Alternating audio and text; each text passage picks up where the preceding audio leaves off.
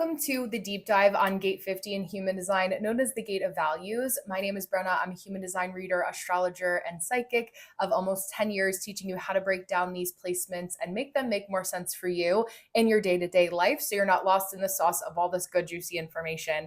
If you have a placement specifically between, making sure I get this correctly in my notes, 26 to 29 degrees of Libra and 0 to 2 degrees of Scorpio, this is actually a cusp gate in human design. Cusps do, in fact, exist in the lens of human design in some areas of our chart. So with this placement, to get right into it, you are somebody who's known as the guardian with the Gate of Values. You have very specific values and morals that you follow, really looking to keep your friends, your family, your loved ones, your clients sacred. I have a very beautiful Cancer rising that I read for that has this as her sun gate placement. And I'll see if she'll comment in the comments below. I'm going to send this to her. But that was talking about her clients almost as patients, bring that very devoted quality to the ones that she cares for in the spiritual sense as a beautiful psychic medium, and being able to do that on the front lines in person and also online, and being able to translate that power of care in such a beautiful way. The other things that I put here as kind of little bullet points is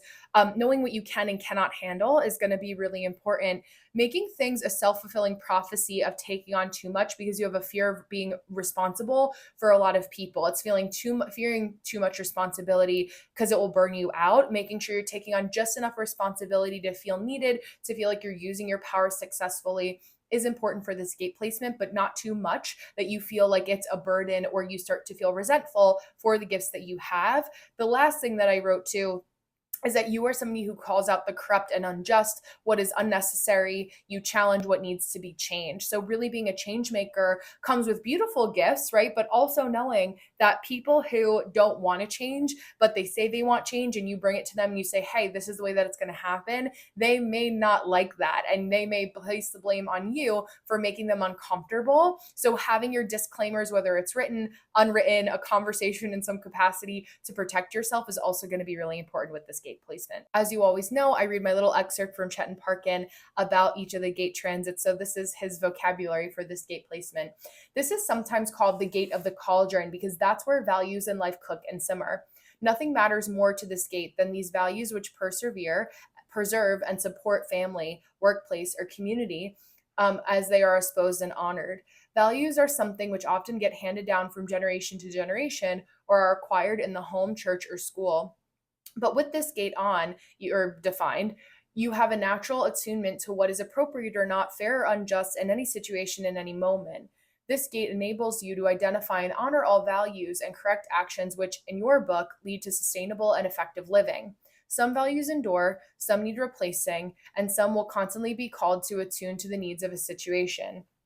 Your big questions are, what are the values that are going to best serve society? Can everyone be encouraged to be personally responsible? These questions tie in with an inherent fear of taking responsibility. Standing up for right and appropriate values brings the pressure to be an example in society, and you sense that responsibility acutely. This is a heightened fear if your spleen center is undefined, so fall back on your authority for reassurance and guidance. But no one will be more vociferous if you sense that moral decay is jeopardizing the common good or a secure future for the community. So paying attention to that, very important. What do you really detest in society? What are things that you're like, okay, this is morally corrupt? Morally corrupt Faye Resnick. If you watch Housewives, you know what I'm talking about. Couldn't help but throw that in there. But just being able to pay attention to that is important. Now, what you're going to see, especially with this gate placement, to get a further kind of flavor for who you are, how you can use this gate placement effectively, is to look at the decimal point that comes after gate 50. Is it the first, second, third, fourth, or fifth line? Sixth line, last but not least there, not to leave that one out. I'm going to read to you the rapid fire versions of how this can be expressed in your human design body graph. So gate 50 in the first line is known as the line of the immigrant, and you can be seen as somebody that wants to be successful no matter what, pursuing your goals, or being embarrassed with your origin story that you're trying to rewrite history and keep it hidden. Just paying attention to the this or that, how to stay more balanced, what feels like a good exaltation versus a detriment in your life when you are handling or dealing with those placements.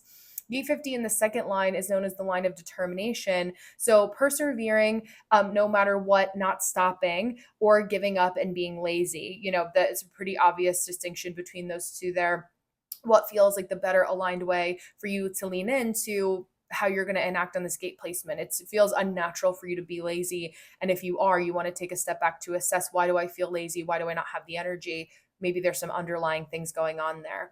Gate 50 in the third line is adaptability. So it's letting other people to support you, or letting other people to support you and making the proper alliances, or being annoyed when people don't innately fawn, compliment, or acknowledge you. Now, it's one thing to just feel like, oh, like that's rude that that person didn't say hello when I walked into the party, or didn't, come up and say hello, whatever, things along those lines. But it's another thing to feel like there is so much attention that's needed in any given moment that it's an imbalance or an improper use of that gate placement.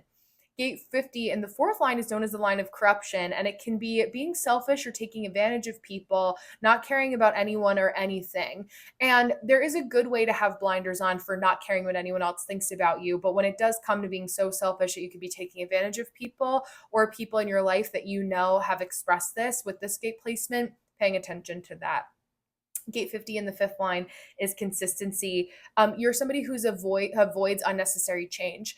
There are a lot of people that I've had to have conversations with, especially in my mentorship, that will try to change their marketing midstream when they don't get somebody that has signed up for their program or their service with a day or an hour even, and that's by no exaggeration, right after they post something. And they want to say, oh, people aren't responding right away, there must be something wrong, when they're acting or changing from a place of panic. They don't give themselves time to have time for people to respond to it and give themselves more data to respond to. A week or a month later maximum, that's when you want to look at what's not working. But you're not somebody that's going to make unnecessary changes midstream.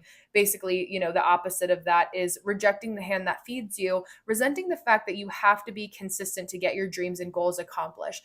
There are a lot of people out there that don't understand how many hours or days or weeks or years sometimes you have to sit with yourself and your business, and sometimes it feels like there's crickets in certain hours, and you hyperfixate on those moments of silence, not realizing that like there's a lot of things that other people are dealing with. Your business is supposed to be the most important thing to you, but it is a piece of everybody else's day.